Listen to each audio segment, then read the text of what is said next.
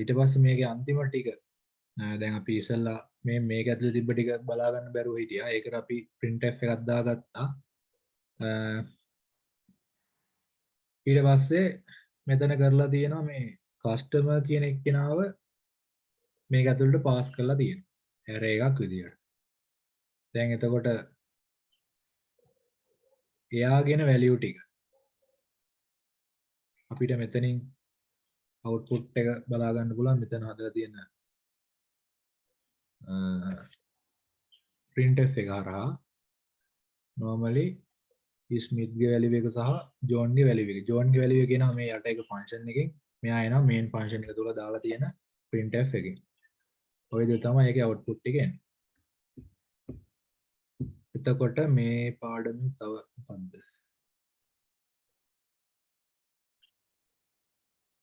මෙතන ampersand එක දාලා තියෙනවා. මේ example එකක් දාන්න.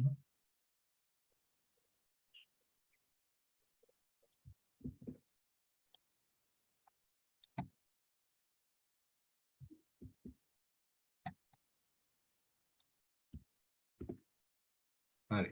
එතන මේක කරලා තියෙන්නේ කෙලින්ම pointer විදියට හදලා. ඒ කියන්නේ කලින් තිබ්බේ normally ඒක කමෙන්ට් කරලා දැම්මම නම් බලා ගන්න. මම මෙතෙන් අලුතෙන් ගන්නම් මේක.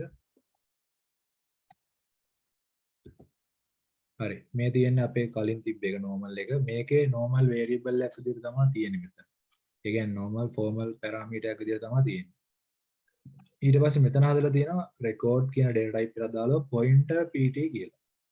දැන් ඒකට හදලා තියෙන pointer විදියට මේකේ තියෙන්නේ normal parameter එකක් විදියට. ඊට පස්සේ මේක ඇතුලේ මේවා access කරද්දී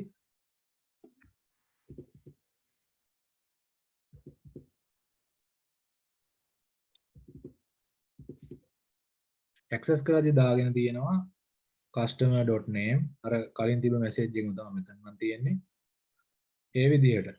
එතකොට මෙයාගේ දැන් මේ customer කියන එක කෙනා දැන් pass කරද්දී ඔන්න දැන් ampersand එක පාවිච්චි කරලා තියෙනවා. මෙතනදී ampersand එක පාවිච්චි කරලා නැහැ. normal parameter එකක් විදිහට තියෙන නිසා. හැබැයි දැන් මෙයා pointer කරපු ගමන් මෙතනට ampersand එකත් එක්ක තමයි යවන්න ඕනේ. නැත්තම් මේ දෙන්න අතර link එකක් වෙන්නේ නැහැ. දැන් normal තියදී link වෙනවා. මෙයා pointer දාපු ගමන් අපි දෙන්නවා ampersand දාලා තමයි link කරන්න ඕනේ. ඔන්න ඔය විදිහට යනවා. දැන් මේක මම කමෙන්ට් කරලා බැලුවොත්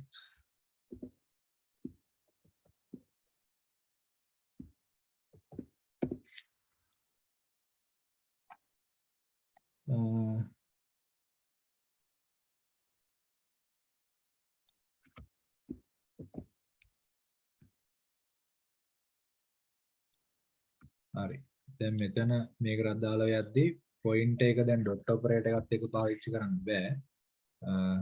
මම මෙතන මේක මේ විදිහටම තියලා මෙයාගේ කොපියක් ගන්නවා.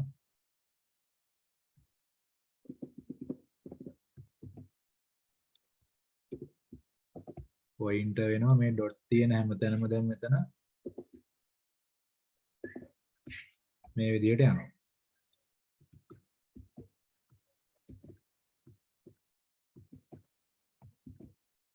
මේ විදිහට access වෙනවා. ඊට පස්සේ අපිට මෙයාගේ output එක බලන්න පුළුවන්. ඒතකොට දැන් මේ කොටසත් නැවත කමෙන්ට් කරන්න වෙනවා. එයා වැඩ කරන්නේ අර කලින් තිබ්බ ප්‍රෝග්‍රෑම් එකට නිසා.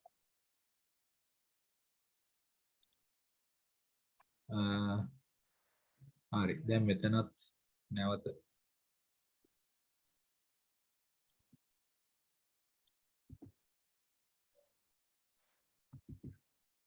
මේ විදිහට වෙනස් කරගන්න සිද්ධ වෙනවා. අන්න දැන් බලන්න පුළුවන් output එක.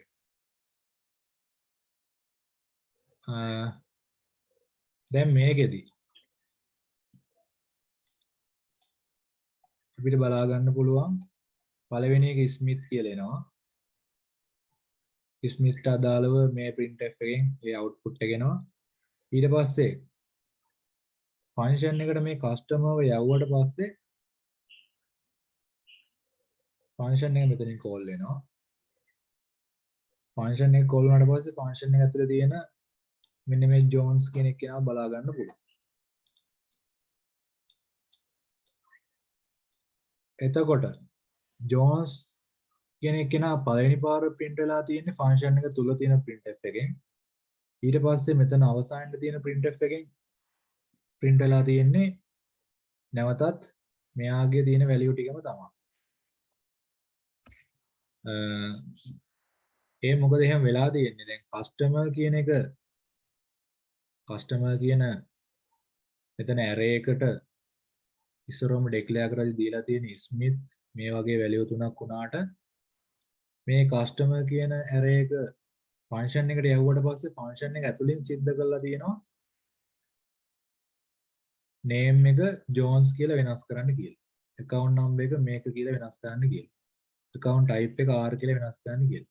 balance එක 99යි 799 කියලා වෙනස් කරන්න කියලා. ඒ වෙනස්කම කරාට පස්සේ ඊට පස්සේ මෙතන තියෙන print එක වැඩ කරන්නේ අර තිබ්බ value ටික අලුතෙන් හදාගත්තට පස්සේ. ඒකයි මේ විදිහට value ආයෙ එකක් වෙන්නලා තියෙන්නේ. පළවෙනි එකේ මේ message එකේ output එක බලා ගන්න පුළුවන්. ඊට පස්සේ මේ printf එක වැඩ කරනවා function එකට අදාළව. ඊට පස්සේ නැවත මේ තියෙන printf එක වැඩ කරනවා මේ customer ගේ update වෙච්ච මේක ඇතුලේ තියෙන value ටික අරගෙන. ඒකයි ජෝන් ලව දෙන්නෙක් පෙන්වන්නේ අවසානයේට.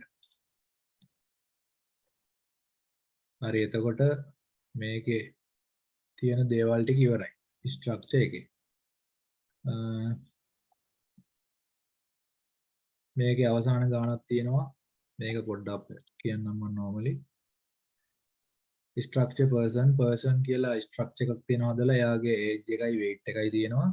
ඊට පස්සේ main function එක තුල person කියන structure එකට අදාළව point එකක් හදලා තියෙනවා person pointer කියලා. ඊට පස්සේ normal person 1 කියලා structure එකකුත් හදලා තියෙනවා. එතකොට මෙතන තියෙන person pointer කියන එක තමයි structure point එක වෙන්නේ. මෙයා normal structure එකක් විතරයි. මේ තියෙන්නේ මේ දෙන්නගේ structure එක. ඊට පස්සේ person ptr කියන්නේ person point එකට ආදේශ කරලා තියෙනවා person 1 ගේ address එක. enter age පළවෙනි එකෙන් ඔන්න age එක ගන්නවා. ඊට පස්සේ scan කරලා දැන් මෙතනින් බලා ගන්න පුළුවන් user input එකක් ගන්නවා pointers පාවිච්චි කරලා. ඒක දැන් කලින් හම්බෙච්ච නැති කොටසක්. ඒක බලමු මෙතනින්. user input එකක් ගද්දී සාමාන්‍යයෙන් අපි පාවිච්චි කරන්නේ scanf එක දාලා data type එක දාලා ampersand මොකක් කරේ අපි පාවිච්චි කරන variable name එක. උදාහරණයකට person 1 කියන කෙනාගේ එතන age එක ගන්නවා නම් age එකට දාලා specify d දැම්මා ampersand person 1 කියලා දැම්මා. මේකනේ තියෙන scanf function එකේ. දැන් මේක pointers use කරලා ගද්දී මෙතන අපිට access කිරීමක් සිද්ධ කරන්න වෙනවා. ඒ කියන්නේ ampersand person ptr කියන variable එකට තමයි අපි ගන්නෙ access කරනවා මෙතනින් age කියන එක. මේ තියෙන්නේ person ptr ට දැන් මේ person 1 link කරලා තියෙන නිසා මෙයාට age එකට access කරන්න පුළුවන් weight එකට access කරන්න පුළුවන්. එතකොට මේ කියන කොටසෙන් ඔන්න දැන් එයාව access වෙනවා. ඊට පස්සේ weight එක ගන්න යද්දි ampersand person ptr point කරනවා weight එකට.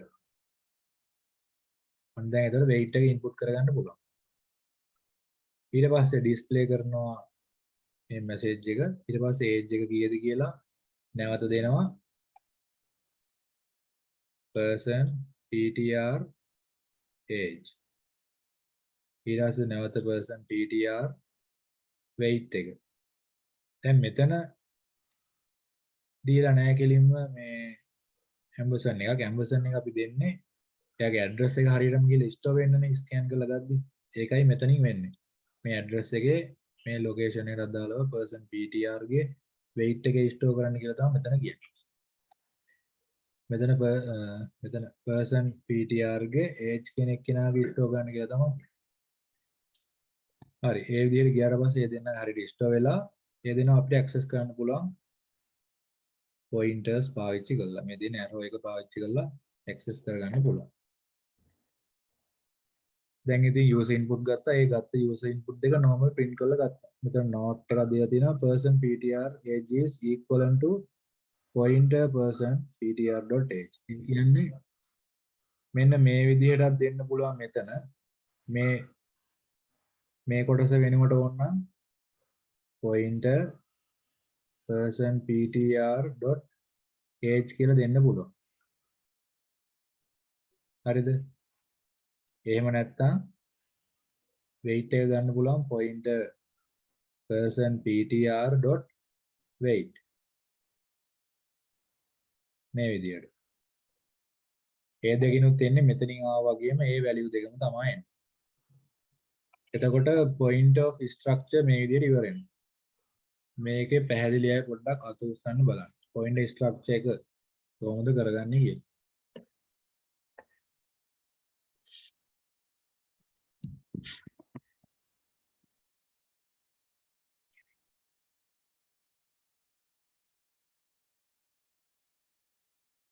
කාට හරි ප්‍රශ්නයක් තියෙනවා නම් අහන්න.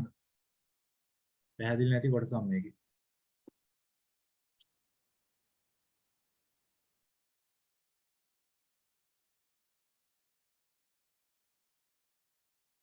පැහැදිලිද පැහැදිලි නැද්ද?